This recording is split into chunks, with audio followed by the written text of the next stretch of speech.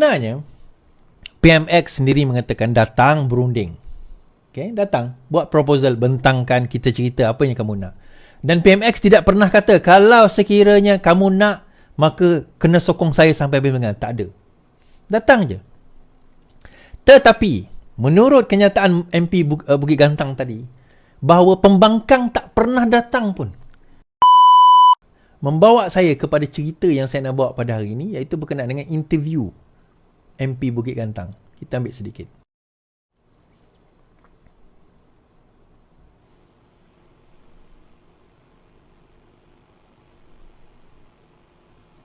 Tentang timing tu.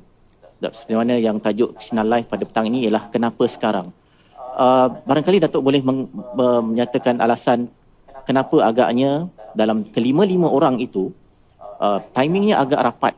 Adakah sebenarnya dalam tempoh 2-3 bulan kebelakangan ini sudah ada perancangan tertentu dalam rakan-rakan Datuk yang 5 orang itu untuk menyatakan sokongan secara terbuka kepada PMX ataupun apa sebenarnya yang berlaku? Terima kasih banyak sekali lagi. Keputusan yang dibuat oleh saya tidak bergantung kepada 4 orang yang awal.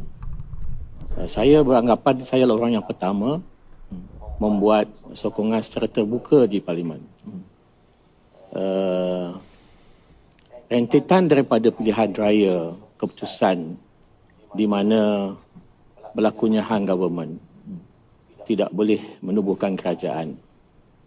Saya sebagai ahli parti yang menang dalam pilihan raya sama-sama berusaha untuk menubuhkan kerajaan, di mana kita berusaha untuk meletakkan presiden iaitu Tan Sri Mahyudin Yassin Paguh sebagai calon presiden dan calon Perdana Menteri.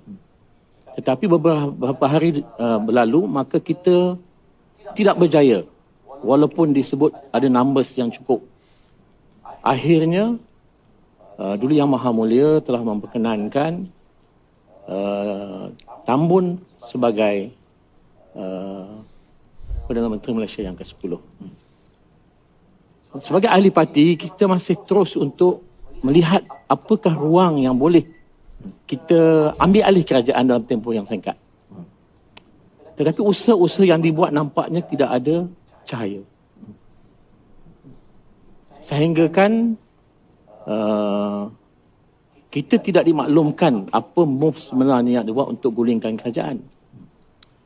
Melihat Okey, tuan-tuan dengar perkataan. Kita tidak dimaklumkan tentang apa move yang hendak digunakan untuk gulingkan kerajaan. Untuk gulingkan kerajaan. Tuan-tuan kena ingat, siapa yang menjatuhkan kerajaan pada tahun 2020? Bersatu. Orang yang sama, Bukit Gantang, hari ini membuka cerita bahawa sebenarnya ada rancangan sewaktu penubuhan negara tahun 2022 untuk menggulingkan kerajaan. Kita dengar perkataan tadi. kita tidak dimaklumkan apa move sebenarnya yang dibuat untuk gulingkan kerajaan. Melihat kepada angka yang ada di pihak kerajaan, perpaduan sudah cukup mantap. Ya. Dan bila saya sebagai ahli parlimen mewakili parti satu perkara, mewakili pengundi dan rakyat satu perkara yang lain, saya telah beri cukup masa yang cukup kepada pucuk pimpinan untuk membuat usaha-usaha mengambil alih kerajaan. Tetapi nyata tidak berjaya. Sehinggalah dua orang pertama mengumumkan sokong kepada PMX kerana memerlukan bantuan peruntukan untuk kawasan masing-masing. Setelah itu, parti membuat keputusan menggantung mereka. Ini menyebabkan saya tak puas hati. Saya bercakap dalam mesyuarat bahawa mereka tak perlu digantung. Sebab mereka masih lagi ahli parti, hanya memberikan sokongan. Ya.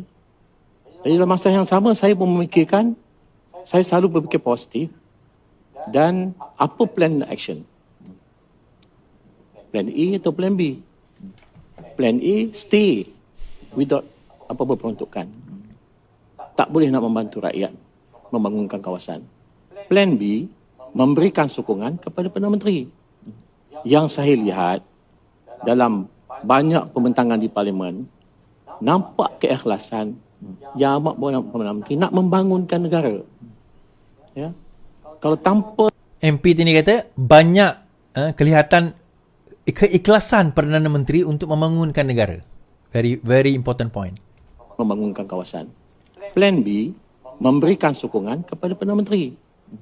Yang saya lihat dalam banyak pembentangan di Parlimen, nampak keikhlasan yang amat besar Perdana Menteri nak membangunkan negara. Ya. Kalau tanpa ada perpaduan yang cukup baik, negara tidak dapat dibangunkan. Dalam keadaan ekonomi yang agak tak stabil, di mana kos harga barangan terus naik, kos harga hidup tinggi, rakyat terus susah. Saya mengambil pendekatan untuk memberikan sokongan. Datuk, daripada penjelasan Datuk pada awal-awal perbincangan kita pada petang ini, ada beberapa perkara yang dapat kita cerap, iaitu PN memang berhasrat untuk mengambil alih kerajaan sebagaimana yang diakui oleh Datuk dalam tempoh setahun dan perkara tersebut tidak berjaya. Adakah disebabkan ini kegagalan PN untuk memujuk beberapa orang ahli parlimen kerajaan untuk menyertai mereka dan menubuhkan kerajaan yang baru menyebabkan Datuk berasa kecewa dan sehingga mendorong kepada apa yang berlaku pada 2 minggu yang lalu? Memang itu berlaku. Sehingga 2 orang, 3 orang, 4 orang pun dah beralih sokongan. PN masih lagi berusaha dengan kenyataan bekas menteri mengatakan bahawa ada 10 orang yang nak datang pada pembangkang untuk membuat kerajaan. Tetapi angka itu tak logik. Kalau 10 mana cukup nak buat kerajaan? Maknanya usaha-usaha untuk menubuh kerajaan, menggulingkan kerajaan yang sedia ada masih berjalan. Itu tidak dapat dinafikan. Datuk, kekecewaan yang kedua barangkali adalah tentang bagaimana isu peruntukan ini diuruskan oleh Perikatan Nasional.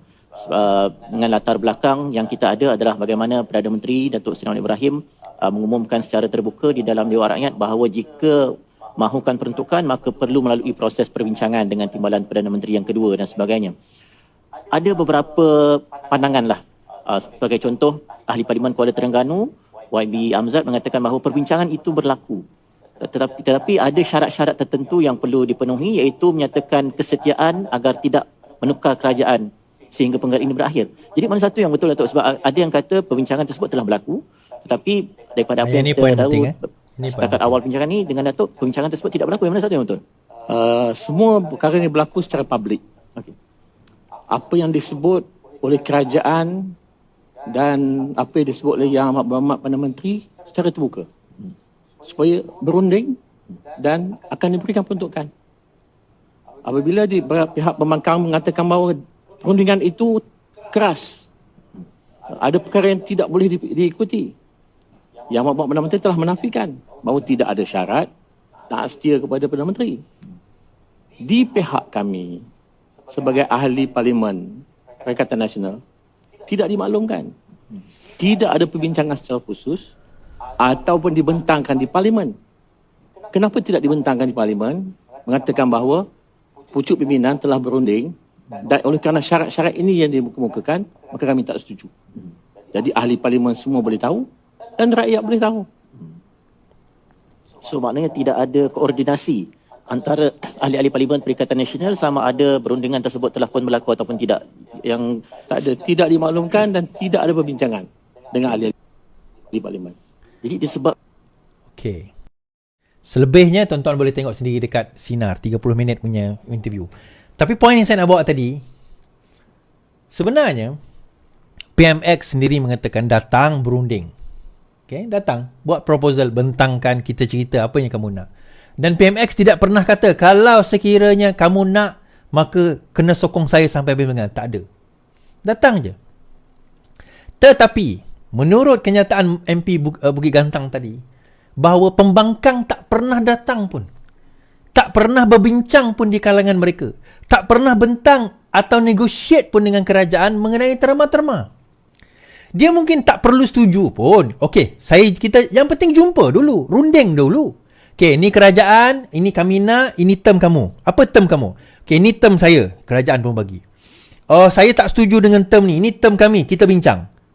Okay, bincang ni setuju, ni tak setuju, ni buang, ni tak. Masalahnya, proses itu pun tak berlaku. Sedangkan Perdana Menteri offer. Perdana Menteri offer kepada pembangkang, mehlah kita berbincang. Takkan Perdana Menteri yang mempunyai majoriti 150 kerusi nak pergi menyeberang ke sana, panggil tarik seorang-seorang berbincang. Kamulah yang berada dekat bawah kena naik, buang ego dan kesombongan kamu demi rakyat, jumpa Perdana Menteri, bincang. Bukan kata suruh sokong, suruh bincang. Yang itu pun ahli Parlimen Bukit Gantang tadi kata tidak ada berlaku pun perbincangan. Jadi kalau perbincangan itu tidak berlaku, bagaimana ahli Parlimen Pembangkang boleh mengatakan, terdapat dakwaan rasuah daripada PMX, terdapat dakwaan sogokan daripada PMX. Bincang pun tak ada, macam mana nak kata sogok? Ada orang jumpa, ada orang itu jumpa, ada orang ini jumpa. Ada juga orang jumpa saya. So apa point dia? Ini semua alasan-alasan, tuan. Sebagaimana alasan yang bodoh viral itu tak nak debat dengan apa orang kata, dengan Rafizi. Dia bagilah alasan. Alasan Puteri Gunung Ledang ni saya panggil. Dia tak nak kahwin dengan putera raja, dengan Raja Melaka, dia buat macam-macam alasan. Sebenarnya dia tak nak kahwin. Tapi poinnya dekat sini adalah, itu saya kata tadi, pendedahan ini memberi kita gambaran bahawa sebenarnya tidak ada pun perbincangan. Tetapi mereka cerita macam seolah-olah bincang dah. Tetapi macam-macam terma diberikan sampai kami tak boleh nak setuju. Bincang pun tidak. Kerana apa, tuan-tuan? Kerana mereka masih yakin, bak kata MP Bukit Gantang tadi, 10 orang daripada kerajaan akan lompat. Cuma dia kata tak logik. Macam saya katalah, tak logik. Kenapa kita nak kena tinggalkan parti kita lompat, lepas itu hilang kerusi, hilang peruntukan? Untuk apa? Untuk apa hilang peruntukan? Sebab apa? Nak sokong pembangkang. Lepas tu kita hilang peruntukan. Hilang 1 juta. Tak kebangang namanya tu. Kan tak bodoh namanya tu. Tapi itulah hakikat yang dia kata. Yang dia kata, inilah. So tuan-tuan, macam saya katalah, apa yang berlaku, insya-Allah benda ini semua adalah penipuan daripada daripada pembangkang sendiri. Penipuan daripada pembangkang sendiri, dan penipuan mereka ini tidak lain bukan bertujuan untuk nak mengelirukan, spinning fakta yang sebenar. Okay? Alright.